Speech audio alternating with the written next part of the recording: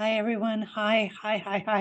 I wanted to talk to you today. My name is Autumn Rock, and I am the facilitator manager of the Rock Sober Home Share here in North Vancouver. Outside of my work at the Rock Sober Home Share, I am an internationally certified life and recovery coach, and I hold certificates in somatic attachment practitioner therapy and integrative trauma therapy. I'm the facilitator for the Diverse Path to Recovery group and the Women with PTSD groups online. And aside from that, I'm a twice nominated Women Who Inspire speaker. And you can find those talks on our website at rocksoberhomeshare.ca or on YouTube. I think they're there as well. Anyways, enough about me. As I said, my name is Autumn Rock, and today I want to speak to you about the staggering statistics that we're seeing in treatment of addictions. And I hope to inspire you into a small shift in thinking, a conceptual expansion, if you will, of what treatment looks like for folks with the brain disorder of addiction. So what are the statistics we're talking about? Well, according to the National Institute on Drug Abuse, 2021 provisional data from the CDC estimates that 107,000 people died of a drug overdose, with 75% of those involving an opioid in the United States in 2021. 10% of people in general, 10% of people will have a drug use disorder at some point. And that means, like, if you're in a room of 10 people, one person of those 10 will likely have a drug use disorder. So we all know someone who has a drug use disorder or alcoholism. We all know someone. 75% of those report having not received any treatment at all. And of those who receive treatment for substance use disorder, NIDA reports a 40 to 60% relapse rate in the first 30 days after first stage treatment, and 85% relapse rate in the first year after treatment. Now, those are staggering statistics. All over the world, children are losing parents, parents are losing children, and every day we lose our brothers, sisters, friends, and relatives to a treatable disorder. And it's our hope to participate in putting an end to those losses. So let's look at that a little bit. To date, much of the focus when it comes to the treatment of addiction often is involving first stage treatment programs. And those are often based in 12-step practices, as opposed to, some are shifting into trauma-informed practices, others are learning and starting to shift into attachment-based practices, but we really see that trauma, attachment, and addiction often work together as to really make each other worse.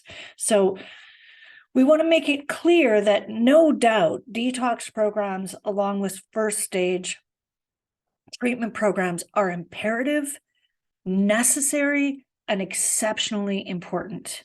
And we believe no one can or really should ever argue this.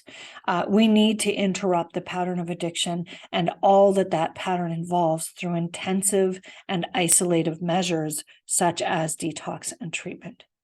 At the same time, going from those isolative measures directly back into day-to-day life, even without patient aftercare support, isn't giving us the results we need. It's just very clear it's not happening. So, and unfortunately, that cannot be argued either. Those stats from the National Institute for Drug Abuse stating 40 to 60% relapse rate in the first month after treatment and an 85% relapse rate in the first year after treatment. Those stats, they speak for themselves. And unfortunately, when it comes to opioid addiction, relapsing in the first month or year after treatment is even more deadly because folks lose their tolerance to their drug of choice, and then they go out and they use that, sometimes without reducing the dosage enough, and unfortunately then they're dying of drug overdose, and that's where some of those stats are coming from. So our team attributes that high relapse rate to an issue with integration and reintegration.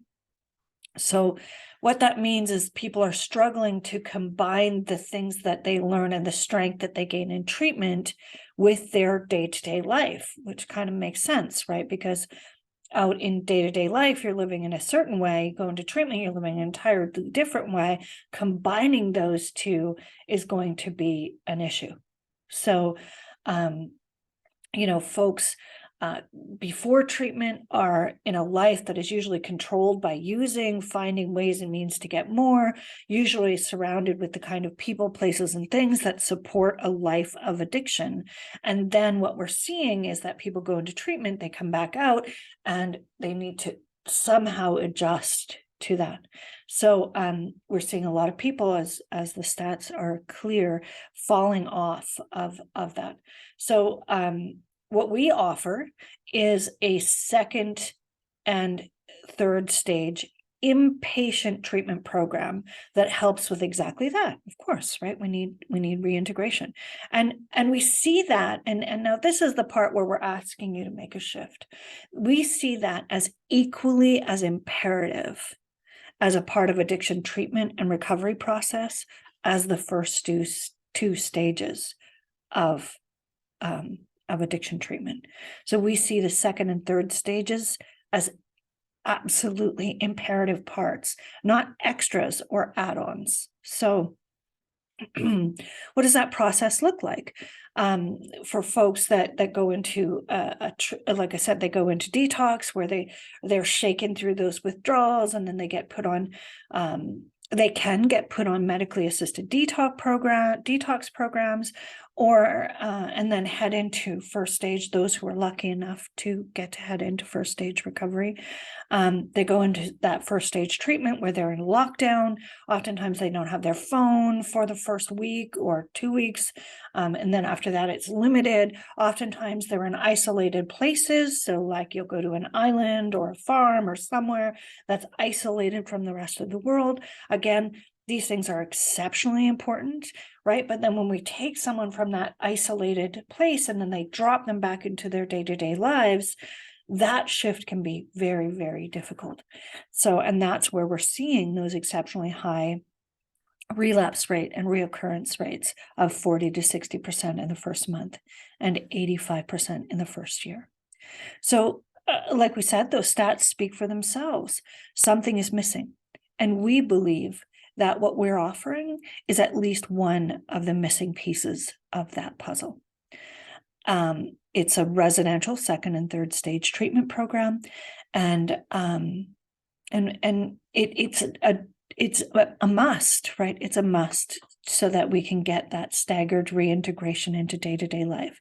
Now, we are not implying in any way that treatment centers are not doing their jobs. They are.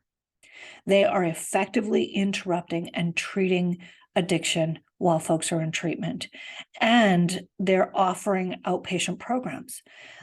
However, we see that there's still an issue. And what is that issue? we're seeing that the risk of relapse is high, and that there's a retention issue here. Folks are not always or consistently retaining and able to integrate those skills into their day-to-day life. And that's where we come in. We help folks retain and integrate treatment practices into ongoing day-to-day life, day-to-day decision-making, and day-to-day recovery capital building.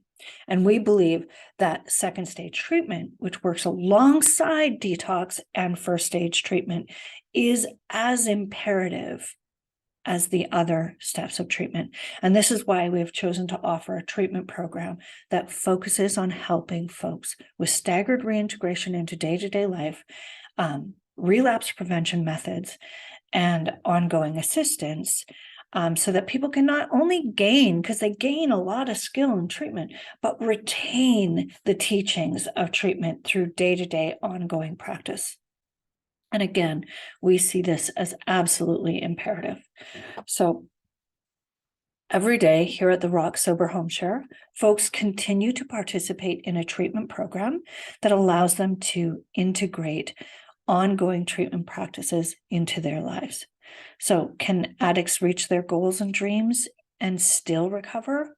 Of course. Anyone with long-term recovery will answer a resounding yes to that question. Yes, of course, we can live our dreams. Of course, we can live a great life. Of course, we can overcome that, right? Those of us with, like, I have 25 years, our clinical director has over 30 years, combined, we have 100 years of experience in this industry. We know 100% this is possible, right? And so why is it possible for some and not for others?